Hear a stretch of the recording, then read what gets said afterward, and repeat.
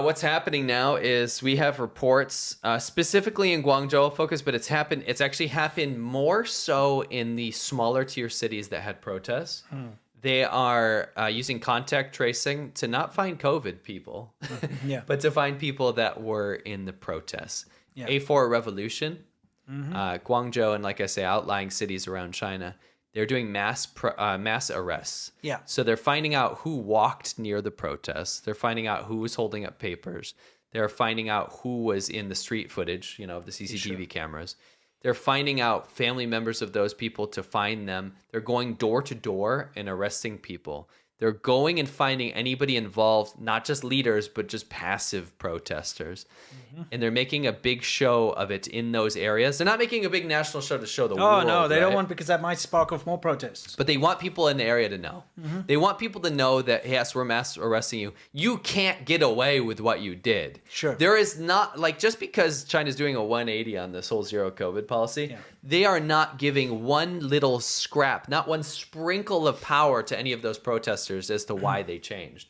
They changed because they found TCM and that COVID's not dangerous anymore. And it was the government's idea all along. And they knew the whole time, and you should bow down and say thank you for locking us down for 3 years. That's why these international headlines in mainstream media are so immoral. They're like, oh, the protests worked. They did. Elaborate. I mean, elaborate. They did. I mean, at the end of the day, the only reason that the Chinese government has changed its policy is because of those protests, okay?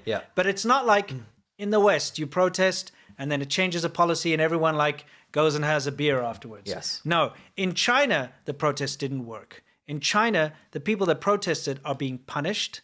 And the narrative is that the Chinese government was going to do this all along anyway, and it was their idea. Had nothing to do with the protests. And I want you to understand that, it's not like, let's say you go to a protest in the Netherlands, okay?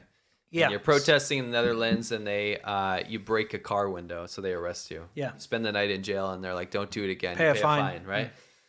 In China, when you go to a protest and they do decide we're going to go after everyone that was there, your life is over. Your future employment is endangered. You'll never get a state job. If you're in a city that has a social credit system, you have been ruined. Your reputation is permanently besmirched. You're done. You're done, right? This isn't like don't do it again. You know what I mean? I guess it's kind of like in the States if you're a sex offender. Great example. You're on a registry, right? People know about it. And you have to go and tell your neighbors, hey, you have to tell your neighbors. Dude, that must be the most awkward thing.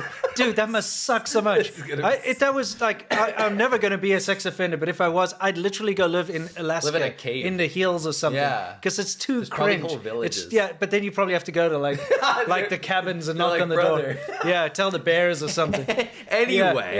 That's got to be so cringe. Just imagine that. How about you don't be a sex offender? No, I'm not going to. I'm actually very thankful for that policy. I think it's great, but I mean, imagine how horrid that must be. And also for the neighbors. And then they're like, oh man, now we got a sex offender in the neighborhood. Piece of shit. Shuffle. Exactly. Anyway, long story short, what I'm trying to get at is your life is over if you're a protester in China. So what these, and I was talking to Jordan Harbinger the other day. And we both of us agree, we hate when people are like, mainstream media and the narrative and all this stuff. When we're not trying to pull this shit, right? We're not tinfoil hatting.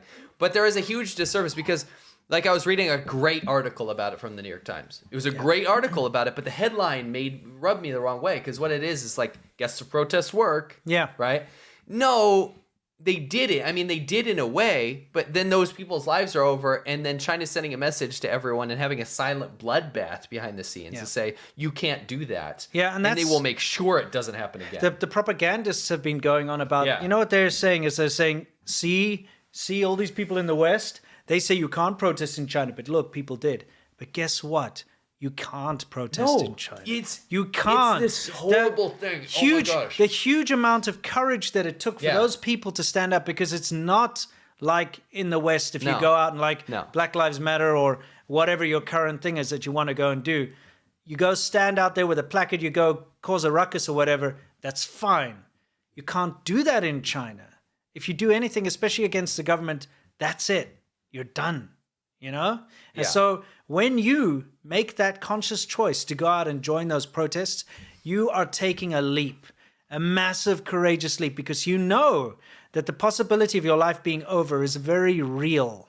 It's not like, oh, I'm going to go join some people at a protest and, yeah, I mean, maybe we'll get pepper sprayed or something. It's not like that. It's not like a fun event. Yeah, it's not like, hey, I'm bored. Protest is less. That's all it is here in America, is like bored college kids want to go have fun. Sure. I mean, come on, man. Like, what's... Obviously, things is a reason that protest is legal. Yeah, well, I mean, certain types of protests, yeah. But I mean, it is. It's like, it's a fun event. It's get together. It's like going to a club. Yeah, I mean, like, it can be an enjoyable time for people, right? Yeah. Now, that's what I just wanted to cap this off with. Is not that the articles are wrong. It's that they serve a bad purpose, I think. It's in a you know what it does? It really helps China's propaganda. I want everyone to just walk away with this. If you don't learn anything from all this weird 180 that China did, learn that China, and this is what you can arm yourself with if you're having dinner table conversations or talking with people about this, right? Yeah. Hey, I heard about those COVID restrictions being lifted. What I want you to understand is that China's ultimate goal for this is for the West to say, look, the protests worked, right? They actually want that. They want Westerners to say that and say, look at what a free country it is. Sure. The 99.9% of people aren't going to search Freedom House rating for China and see that it's a 9 out of 100, right? And it's at the bottom of the world. Yeah. They want that. They want that as one prong. The other prong in China is they want everyone in China to think that the protest didn't work. They don't want anyone to know it. There's a media blackout, and they're arresting everyone that was involved. Yeah. So it's a dual. You see how it's a dual pronged approach. Yeah, because seriously, we were having this discussion the other day. When we spoke to some people in China, asked them about the protests, we talk about the older generation. They didn't know it happened. Yeah. And the only thing they heard about was, oh, it was just like some migrant workers in this one area. There was that was just one street in Guangzhou, and those weren't even local Guangzhou people. Those were migrant poor workers, and of course they're upset. That's blah blah blah. It was like that. Yeah, literally, people that you would normally respect who are intelligent. Yes. The media blackout is so bad in China about those protests that a lot of people still don't even know they happened in the first place. For sure. So that's how I kind of wanted to end that, is to know that there is a bloodbath happening right now in China. And China wants you to think that the protesters got away with it. And in China, they're trying to scare the shit out of everyone.